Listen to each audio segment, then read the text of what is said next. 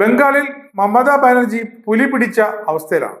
മമതയെ അടിത്തറ ഇളക്കുന്ന തരത്തിലുള്ള നീക്കങ്ങളാണ് BJP നടത്തിക്കൊണ്ടിരിക്കുന്നത്. SIR-നെതിരെ കടുത്ത നിലപാടെടുക്കുകയും സംസ്ഥാനത്തിന്റെ ഒരു പിന്തുണ നൽകാതെ വിട്ടുനിൽക്കുകയും ചെയ്ത മമതാ സർക്കാർ ഇനി വിവരമറിയാൻ പോവുകയാണ്.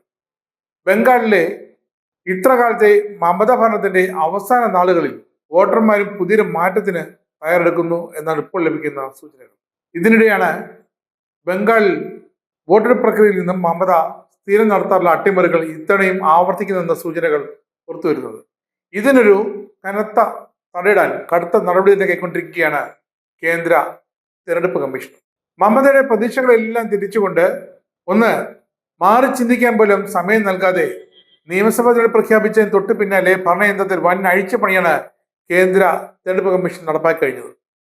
സംസ്ഥാന ചീഫ് സെക്രട്ടറി നന്ദിനി ചക്രവർത്തിയെയും ആഭ്യന്തര സെക്രട്ടറി ജഗദീഷ് പ്രസാദ് മീണയെയും തൽസ്ഥാനത്ത് നിന്നും കമ്മീഷൻ നീക്കം ചെയ്തു കഴിഞ്ഞു. കനത്ത അടിയാണ് ഇത്തവണയും വിജയം നേടാൻ തന്ത്രങ്ങൾ മെനഞ്ഞുകൊണ്ടിരുന്ന മമത കോൺഗ്രസിന് ലഭിച്ചുകൊണ്ടിരിക്കുന്നത്. വിവിധ മുട്ടാപ്പോക്ക് ന്യായങ്ങൾ പറഞ്ഞ് തരിയുടെ പരിപാടികളൊക്കെ നടപ്പാക്കി ജനാധിപത്യത്തെ ഇല്ലാതായിക്കൊണ്ടിരിക്കുന്ന മമത സർക്കാർ നീക്കങ്ങൾക്ക് അങ്ങനെ കനത്ത തിരിച്ചടിയാണ് ഇപ്പോൾ ഇലക്ഷൻ കമ്മീഷന്റെ ഈ നടപടി.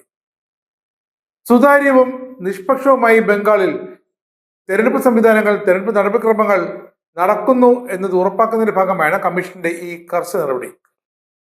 93 ബാച്ച് IAS ഉദ്യോഗസ്ഥരായ ദുഷ്യന്ത് നരിയലിനെ പുതിയ ചീഫ് സെക്രട്ടറിയായും സംഘമിത്ര ഘോഷിനെ പുതിയ ആഭ്യന്തര സെക്രട്ടറിയായും കമ്മീഷൻ നിയമിച്ചു കഴിഞ്ഞു. നിലവിൽ മാറ്റി നിർത്തപ്പെട്ട ഉദ്യോഗസ്ഥരെ തെരഞ്ഞെടുപ്പ് പ്രക്രിയ എപ്പോൾ തീരുന്നു അതുവരെ വോട്ടെടുപ്പുമായി ബന്ധപ്പെട്ട ഒരു ചുമതലയിലും നിയോഗിക്കരുതെന്നാണ് ഇപ്പോൾ കമ്മീഷൻ ചീഫ് ഇലക്ടറൽ ഓഫീസർ നൽകിയിരിക്കുന്ന നിർദ്ദേശം. ഈ നടപടി അസാധാരണമാണ്.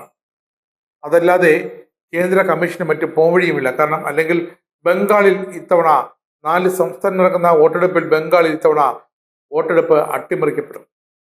വോട്ടർ പട്ടിക ക്രമക്കേടുകളിൽ ഉദ്യോഗസ്ഥർക്കെതിരെ നടപടിയെടുക്കാൻ വൈകി, ഭരണകക്ഷിയുമായി അടുത്ത ബന്ധം പുലർത്തി. ഇതൊക്കെ പ്രതിപക്ഷമടക്കം കമ്മീഷൻ നൽകിയ പരാതിയിൽ അക്കമിട്ട് നിരത്തിയിട്ടുണ്ട്. BJP ആകട്ടെ മമതാ സർക്കാരും സംസ്ഥാന ചീഫ് സെക്രട്ടറിയും ആഭ്യന്തര സെക്രട്ടറിയും ഒക്കെ അവർ എല്ലാവരും ചേർന്നുള്ള ഒരു അവിഹിത ഇടപെടലുകൾ ഒക്കെ BJP ബംഗാൾ ഘടകവും വ്യക്തമായി കേന്ദ്ര സർക്കാരിനെയും തെരഞ്ഞെടുപ്പ് കമ്മീഷനെയും അറിയിച്ചിരുന്നു. ഇതിന്റെ പശ്ചാത്തലത്തിലാണ് കർശനമായ നടപടിയുമായി ഇപ്പോൾ കേന്ദ്ര തെരഞ്ഞെടുപ്പ് കമ്മീഷൻ രംഗത്തെത്തിയിരിക്കുന്നത്. മുൻകാല തെരഞ്ഞെടുപ്പുകളിൽ ഇത്തരമൊരു നടപടി കമ്മീഷൻ സ്വീകരിച്ചിരുന്നില്ല. അതിന്റെ ഫലം അനുഭവിക്കേണ്ടി വന്നതും കേന്ദ്ര കമ്മീഷൻ തന്നെയാണ്. അത് കമ്മീഷന്റെ രേഖകളിലുണ്ട്.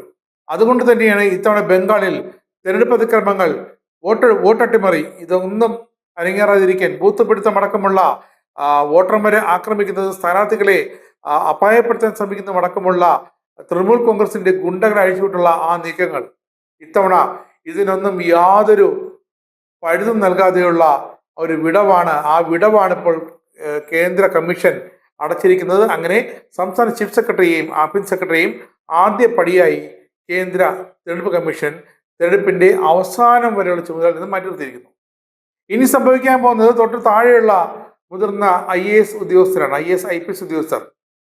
ഇതിൽ ആരൊക്കെയാണ് മമത സർക്കാരുമായി ചേർന്ന് ബംഗാളിലെ ഭരണത്തിൽ കൈകടത്തുന്നതെന്നും ബംഗാളിലെ തെരഞ്ഞെടുപ്പ് നടപടിക്രമങ്ങൾ അട്ടിമറിക്കാൻ ഒപ്പം നിൽക്കുന്നതെന്നൊക്കെ വിവരങ്ങൾ കേന്ദ്ര കമ്മീഷൻ ലഭിച്ചിട്ടുണ്ട്. ഇനി അങ്ങോട്ടുള്ള കമ്മീഷന്റെ നടപടികളിൽ ഈ ഉദ്യോഗസ്ഥർക്കെതിരായുള്ള കടുത്ത ശിക്ഷാ നടപടി തന്നെ ഉണ്ടാകുമെന്നാണ് ഇപ്പോൾ അറിയാൻ കഴിയുന്നത്.